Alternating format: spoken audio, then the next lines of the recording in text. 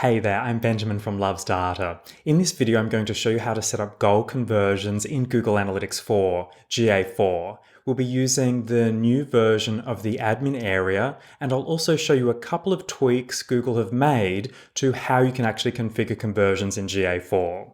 Okay, so the first thing that we should really do is identify the conversion or the thank you page on our website. So I'm going to open up my demo site. This is a Squarespace site, but you can follow these steps for your website. So I'm going to come down, and for this particular conversion, I want to measure people completing this contact form. So let's start by completing the form. And what we're going to do here is just really find out the conversion page. So let's click on Submit.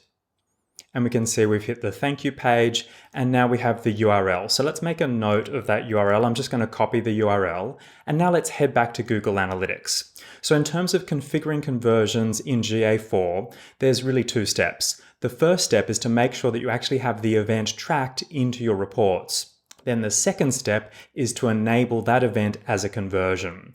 So what we can actually do is we can come into Data Display and then Events in the admin area. And this is where you'll see all of the events that have already been collected into your GA4 property. So this is just my demo property, so there's a few odd things going on here, but just wanted to highlight, for example, we can see page views along with a number of other events.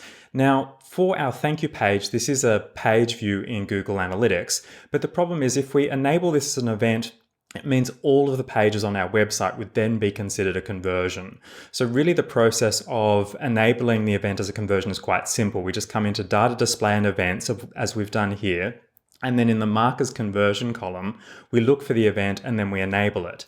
But here, if we were to enable page view, as I mentioned, this would mean all of our pages are actually tracked as a conversion, which is not what we want. So a simple thing that we can do in GA4 is actually create a new event based on an existing event. Now that sounds a little bit strange, but let's travel through the steps. So to do this, you will need to have administrator, editor, or marketer level permission in the GA4 property. And again, you're going to come into admin, data display, and then events, and then you're going to click on create event on the top right corner. Now, if you don't have the correct level of permission, just to highlight, you won't see this button. So you'll either need to have your permission increased, or you'll need to find someone who does have admin, editor, or marketer level permission to actually create the event for you. So we're going to click on create, and we can see here if we had any other events that were already created based on existing events, they would be listed. I don't have any in this demo property yet, so let's click create. Now what we can do is we can name our new event. And what we'll see is we'll see a list of suggestions coming in from Google. These are all of the recommended event names. I do encourage you to use one of these recommended event names. It follows Google's naming convention.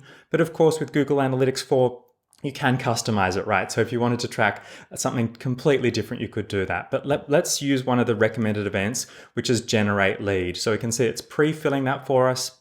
So I'm going to select generate lead, and then we need to enter the conditions for when we want this new event to actually be triggered and then tracked into our GA4 property. So what we're going to do is we're going to do this based on a page view. So we're going to say event underscore name equals, and then we're going to enter page underscore view. So we're only going to be triggering this new generate lead when a page view is triggered on our site. Now we're going to add another condition, because again, that would mean we're triggering on all page views, which we don't want to do. So we're going to now add in another parameter. For this parameter, we're actually going to put in page location.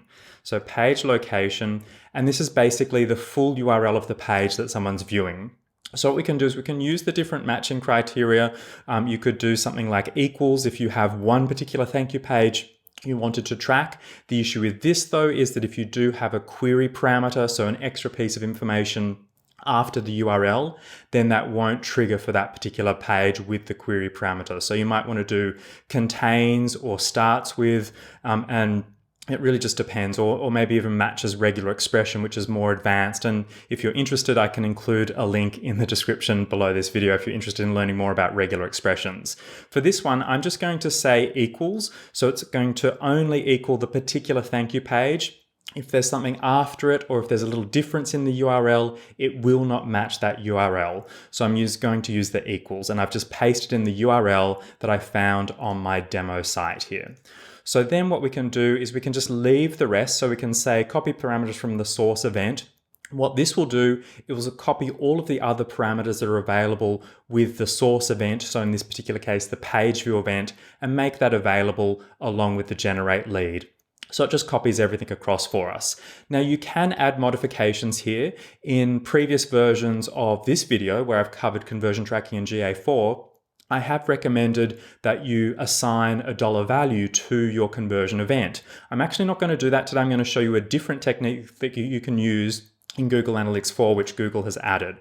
So at this stage, we've named our new event, we've set the conditions when we want this new event to fire, and now we click on create. So what this will mean is moving forward, so now that we've configured this, from now moving forward, we'll begin to trigger this generate lead event when people view that thank you page on our website.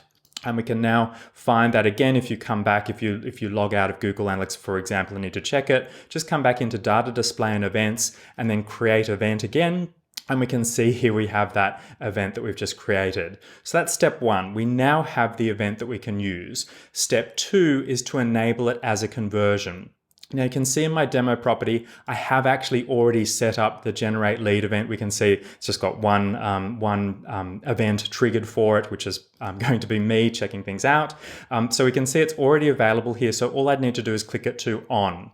Now, if you don't see this because you've just configured it, it won't be available yet until someone actually hits that thank you page. So if you don't see that here, it's okay. What you can do is you can just come down to data display and then conversions, and then you can actually click on create new conversion event.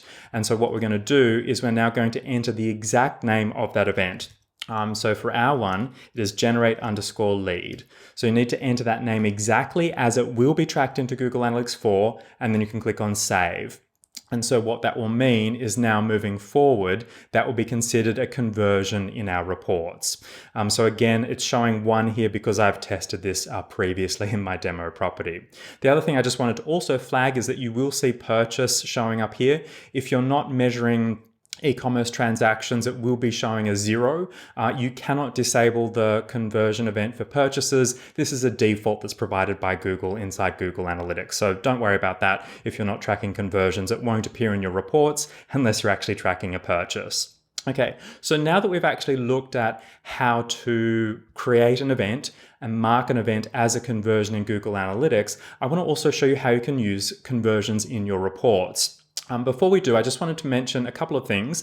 First off, if you're not looking to track a particular thank you page, then obviously this technique doesn't work, right? So in that particular case, I recommend you check out my other videos. I've included links in the resources below this one, where I cover things like measuring clicks, measuring form submissions, and those types of other events. So you can do that, and you would probably want to be using Google Tag Manager to do that. Again, check out my other videos to cover the steps to set that up inside Google Analytics and Google Tag Manager.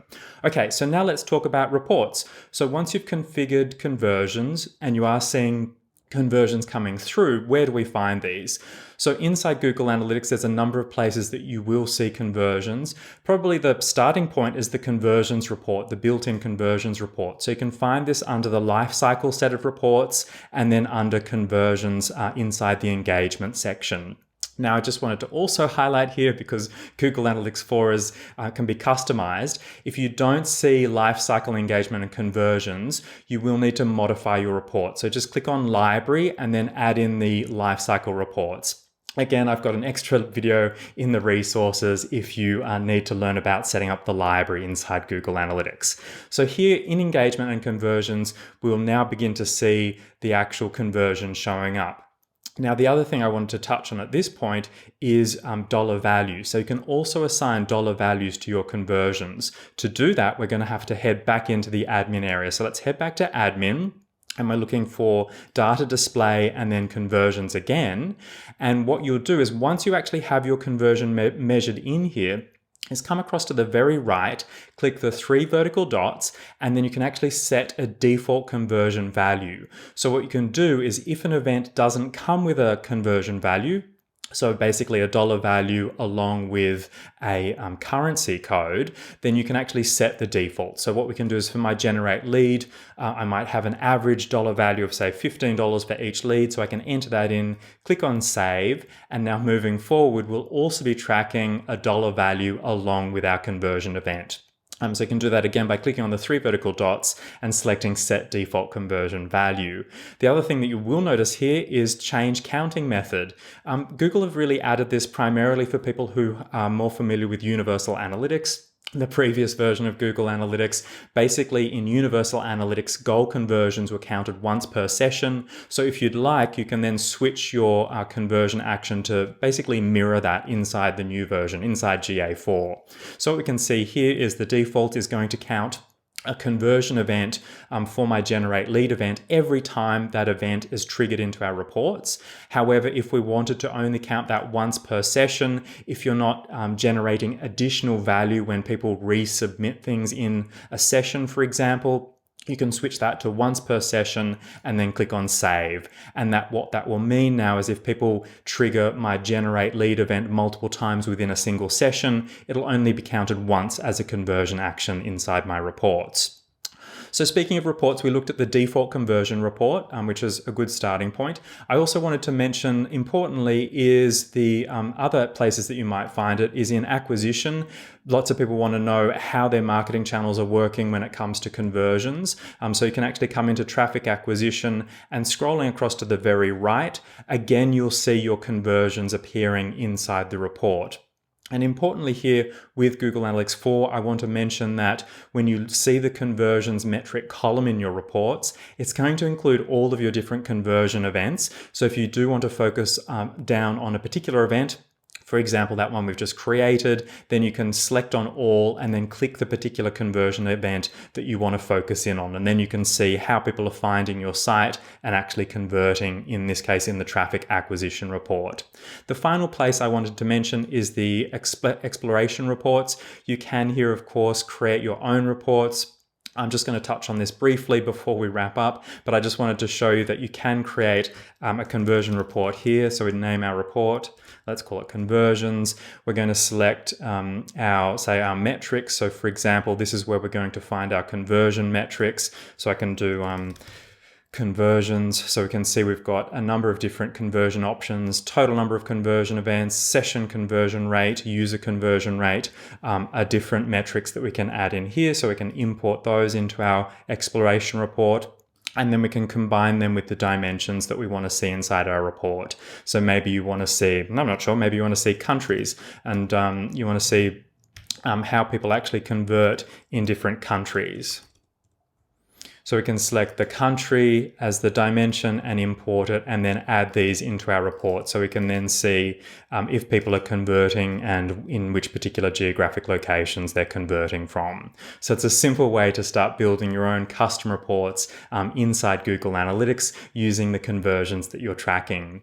I'd love to know how you're going to configure conversions inside Google Analytics. Let me know in the comments. And if you'd like to learn even more about Google Analytics 4, then do check out my courses. I've included links in the description below this video. Thanks for watching, and I'll see you in the next video.